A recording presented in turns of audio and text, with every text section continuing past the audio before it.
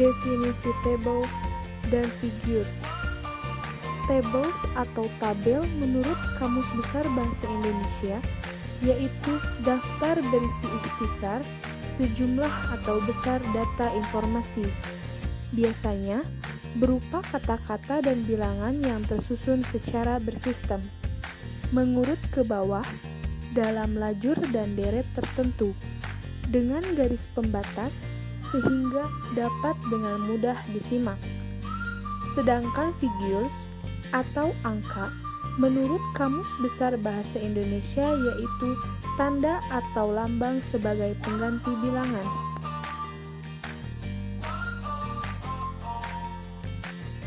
Cara membuat tabel.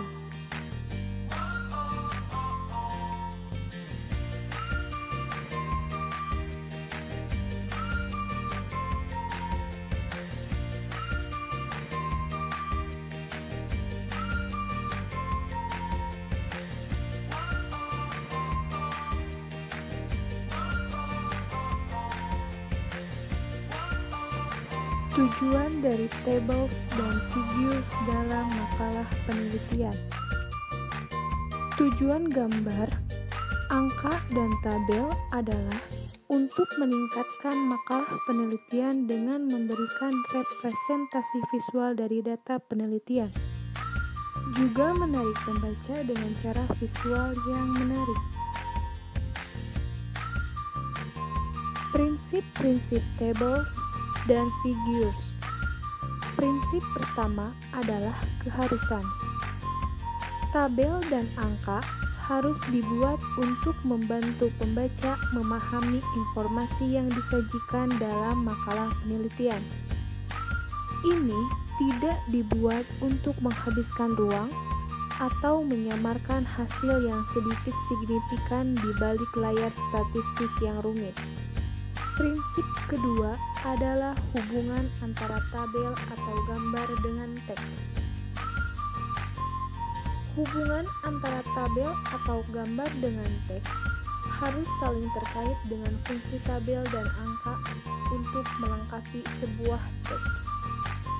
Prinsip ketiga adalah referensi. Penulis harus mengutip sumber dengan benar jika data dalam tabel atau gambar diambil dari sumber lain. Prinsip keempat adalah independensi. Setiap tabel atau gambar harus dapat dimengerti, bahkan tidak ada referensi ke teks. Singkatan jika ada harus dijelaskan. Prinsip terakhir atau prinsip kelima adalah koherensi. Seorang penulis harus memberi label semua tabel atau gambar secara berurutan berdasarkan referensi dalam makalah penelitian. Pengertian appendices atau lampiran. Lampiran menurut Kamus Besar Bahasa Indonesia adalah sesuatu yang dilampirkan.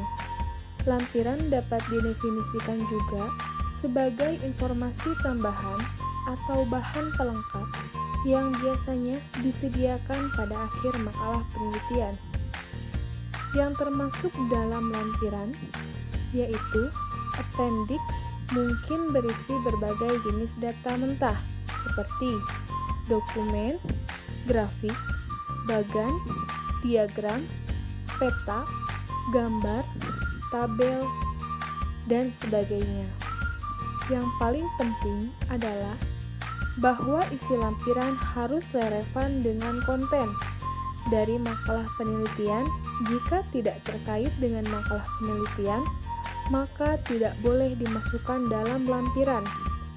Lampiran di dalam karya tulis ilmiah merupakan tambahan, namun bersifat fleksibel dan wajib ada untuk membuktikan bahwa aktivitas penelitian ilmiah memang dilakukan oleh penulis itu sendiri.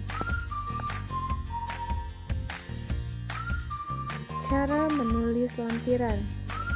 Makalah penelitian biasanya diikuti oleh lampiran untuk memberikan pembaca dengan dokumen tambahan penelitian. yang menguraikan bahwa jika ada lebih dari appendix, appendix dapat dilabeli dengan lampiran A, B, C, D, dan seterusnya. Oleh karena itu, pembaca dapat dengan mudah mengutipnya di badan makalah penelitian.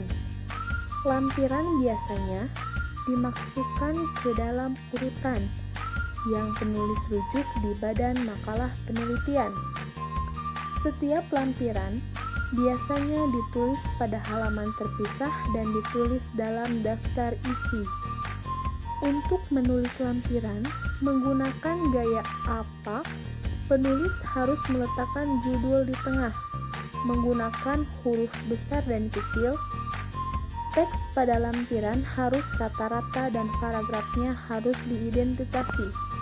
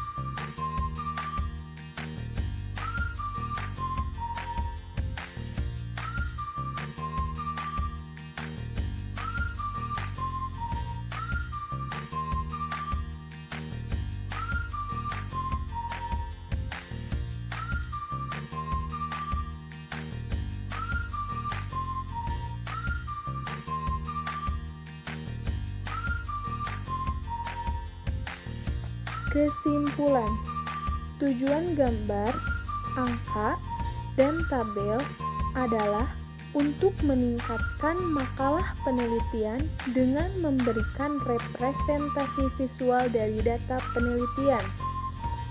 Juga menarik pembaca dengan cara visual yang menarik. Lampiran di dalam karya tulis ilmiah merupakan tambahan, namun bersifat fleksibel dan wajib ada, untuk membuktikan bahwa aktivitas penelitian ilmiah memang dilakukan oleh penulis itu sendiri.